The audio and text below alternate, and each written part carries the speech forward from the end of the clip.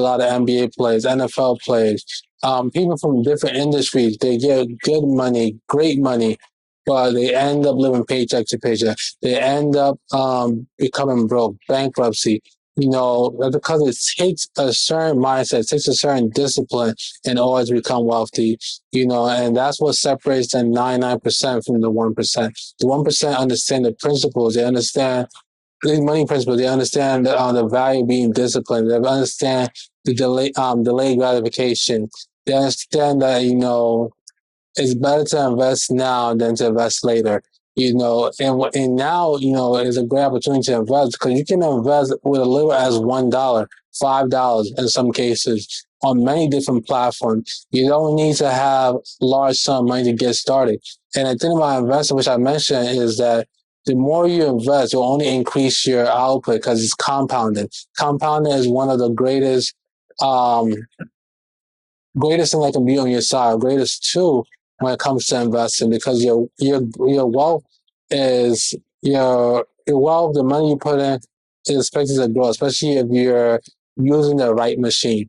And using the right machine. So just to get started, I want to go over a few vocabularies, a few terms that you need to know in regards to investing your first $1,000 in the stock market. So when you're talking about the S&P 500, which stands for the Standard & Poor 500, the Standard & Poor 500 contains 500 companies that are based in the United States. 500 companies that are based in the United States that are publicly traded.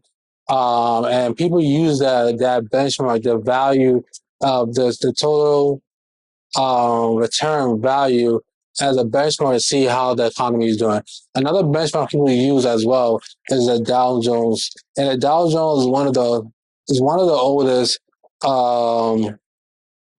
of the oldest U.S. markets when in terms of investing. And it contains 30 of the largest companies in the world, as well as the Nasdaq 100, which right now is mostly tech. 100 companies are involved in that index funds. You can't invest in these index, but you can buy ETF that track this index. So just to tell you guys what an ETF is, ETF stands for Exchange Traded Fund. So you can think about an ETF as basically a way for you to diverse your portfolio. It gives you the opportunity to buy into multiple companies. You can buy into Apple, you can buy into Coca-Cola, you can buy into Facebook, you can buy into Disney, all from purchasing one share of this ETF. And that's the benefit, because the benefit of it is that, let's say you have 10 companies, and out of those 10 companies, 4 are doing bad and 6 are doing good. When you take an average, take an average of these 6 companies and you subtract the average of the 4 companies that are down, you most likely will be up if everything is basically equal. I'm talking about in the case where everything is equal. You most likely will be up, and that's the benefit of investing in ETF. Compared to if you invest, you reduce your exposure of loss, but you also limit your exposure to winning. Compared to investing into a regular stock, like you invest into Apple stock, you have very great potential. You have very great opportunities to make a lot of money. But at the same time, if Apple was supposed to crash or go down, you will take on all that responsibility. You will take all that hit. But the ETF, your losses are much limited to every individual stock. Every individual stock in the ETF, the percentage of holding of that specific stock, it varies depending on what kind of ETF. And so yes, so that's what an ETF is. And that's the value of an ETF. Before we even go further and talk about investing, I want to emphasize the point that you should only invest money that you can lose. Too many times people invest money that they cannot afford to lose. And as a result, they're in this, mindset that they're looking for every trying for the most shiniest of objects in the stock market. As a result, they eventually lose money. Then they will say investing is a scam. But investing should be a long term thing. Building wealth is a long term thing. It does not happen a day. Rome was not built in a day. Building wealth, you should see it the same way. You put in one brick on top of a brick on top of the brick, and and through time, through the principle of compound, you will build large sum of wealth.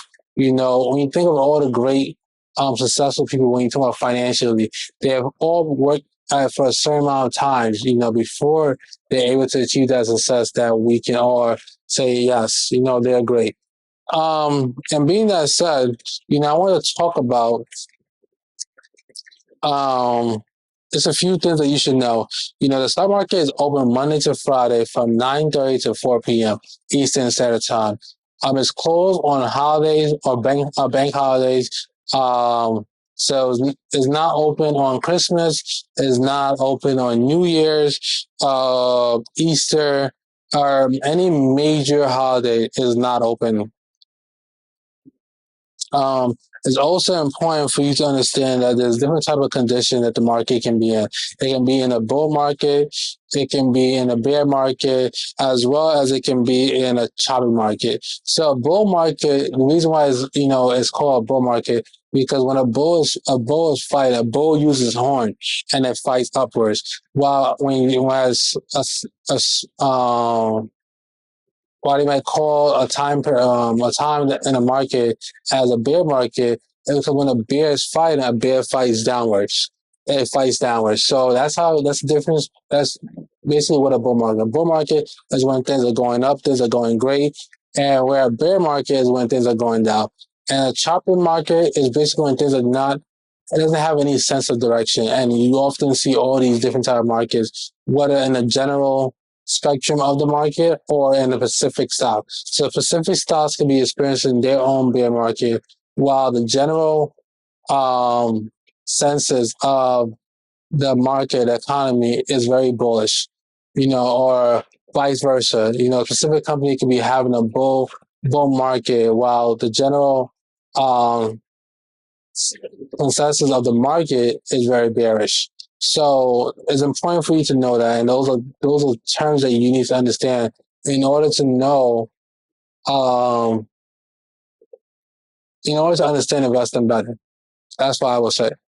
What's up, family? If you enjoyed this clip, click the link down below to check out the full episode of this interview and remain blessed.